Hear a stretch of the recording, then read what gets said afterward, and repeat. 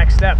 It's very easy to get caught up in the future, and I have to hit all of my cities, and I hope I do it all, and I hope nothing bad happens. And of course, like before I even left, I already forgot my charging cable for my GoPro, for my phone, for the extra batteries. I already forgot all that stuff.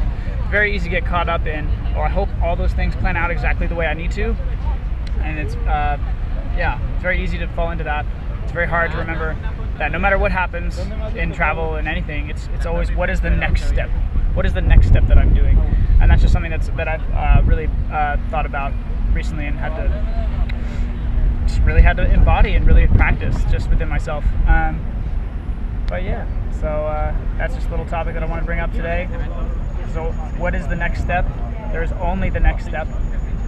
You can obviously plan ahead, but ultimately it comes down, like, within what you're planning, say like, okay, well, I want to go to the store. It's like, okay, well, what if the store isn't in the right place? Well, okay, well then what is the next step? And it sounds like a no-brainer, right? Well, the next time next time I get mad at something, I'm really going to think about, okay, like really mad or really resistant to what's going on, think about what is the next step now, and then take comfort in that. Take a relaxation moment in that, and that's what I'm working on.